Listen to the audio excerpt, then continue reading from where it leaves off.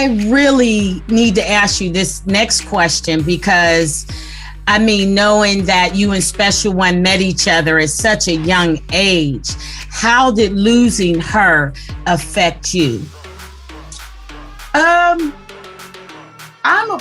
Overall, I'm a pretty strong person because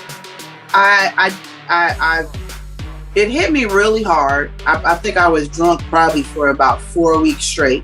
Right. After that, the major pain went away, and then I just started kind of celebrating her. Mm-hmm. So I kind of just drank my way through this. I'm serious. That's what I know how it is. If I was sitting there and start crying, I'd be like, give me something to drink. And then I would drink and then just fall asleep and wake up because I just wanted to just go to sleep and wake up and go to sleep and wake up. And I don't do pills or nothing like that. So I was like, alcohol is going to be for me. So that's what I did. And that's kind of how I got through the initial part. And plus my friends, we have a real close circle of like 7 of us that have been best friends since I met Carol when we were 13. Everybody else came in around 15, 16. And there's a group of us. So we were all together. Mm-hmm. And so my friend, we all came together. We stayed together. We spent the night with each other and just kind of, consoled each other. So that's how I got through it. But, I have to celebrate, I always think, and this might sound crazy because I feel like I'm so blessed in life. I always think that somebody's going to die. It's weird. So when I lost my first best friend when I was 23. Okay. She was murdered in West Oakland. Her sister would later then was still one of my best friends. She passed away in 2009. Then Carol died in not 2009. She died in 2009. Then Carol died in 2011. Mm-hmm. And so it just was like, I don't know. I had already lost 2 friends before her, right? And I'm always leery that something's going to be stripped from me just because I have been so blessed in life. Yeah, it's weird, but it was real difficult, and I still struggle with it. Every once in a while, I just cry out of nowhere. Like if I, hear her voice, I don't really listen to our music that much. Mm-hmm. Every once in a while, I will. But I just don't listen to it because when I hear her voice, I'm just gonna start bawling instantly. Yeah, I know how it is.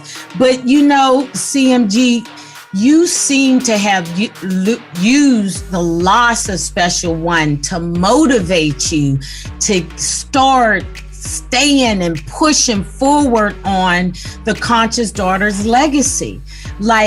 And to me, to turn that pain into motivation is what we need to do more of in our culture, because a lot of our life is pain, unfortunately. Our ability to get through it. So talk to us a little bit about how you were able to make that change from pain to motivation. Well, it took me many, many years because, she passed 10 years ago. Right. Can you believe that?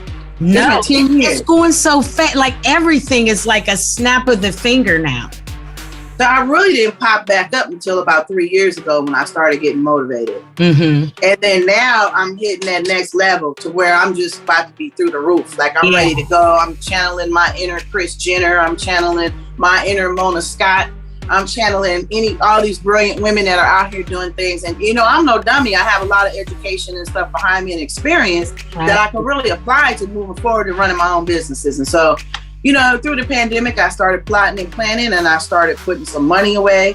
Mm-hmm. I was blessed to be able to work for some Fortune 500 companies where I had really early stock in some of these companies like Lucasfilm and FICO when I was working. And, I said, I'm going to cash out some of my stock and I'm going to take that money and run my business. And, right now I'm starting to get to the point where, I want to enjoy my life. Mama needs a new car. You know what I mean? Mama needs, it's not all about material things, but, I'm tired of driving around in the same bucket. It's like I got to start treating myself now and being able to start running, a business. So that's really what motivated me to start this record label / entertainment company, because it's more than just a record label. I'm really, working with some actors who also, triple threats, actor, rapper, singer. That's what I'm doing right now. And even with myself, you know, I'm going to put myself back on the market, start doing some more television work, a couple of movies, some concerts, and, you know, just see where it goes. So I still got it. I feel like age ain't nothing but a number. I might even be motivated just to do an EP real quick, because this new artist that you'll be talking to, Pedro, has inspired me a lot to, you know, move forward and you know, just turn my pen game back on. You know, I just needed that inspiration. And when I met him, I knew he was the one. Wow. So, and there's a lot of stuff. You have to really listen to his material to really get the point of how magnificent he is. And so the first artist that I'm putting out, he's Black, Mexican, and Native American. You know, he's great. He's gorgeous. And he's smart, and he came to me. He was ready to go. I didn't have to spend a lot of time holding nobody's hand, which is important to me. Mm-hmm. You know, I'm really looking for people who are packaged up and ready to go, grown folks. I don't have time to like sit down and like A&R nobody, you know what I'm saying, or teach somebody. I'm really looking for somebody that's ready to go. I should be able to throw you on the stage and then you just dance, you know. So that's kind of what I'm looking for, because that's where I come from. And really, I just don't have the time to. Back in the day, I wanted to like find some females and like mold them and teach them. And but now I'm like, hey, why can't I find some females that's already out here doing it, ready to go? You know, so that's kind of what I'm looking for my next act, by the way. But so you know, just doing what I got to do. I'm inspired. It took me years to get over it. 10 years later, I'm just ready to hit the pavement running. So. And then I know, and Carol still comes in my dreams. I was just with her like 2 days ago. Wow. And she comes in my dreams all the time. It's crazy. See, and that's the thing, you know, she's still going to always be around your spirit because of the bond that you two had. And I best believe, and because I believe the same way you do, you know, I feel things, I see things, and I believe in God. So I know that anything that he takes from us, he does return to us in a different way, in a way that we need. So I know she ain't left you, because you ain't left her. And that's why, you know, I'm so excited to see that you continue to push the legacy forward. You didn't lay down and let the circumstances enable you to keep the journey going. You sat back, relaxed for a minute, or went through the trauma, whatever those times are for us, and you came up with a way to turn that around. That's what we gotta do. Turn it around, you know?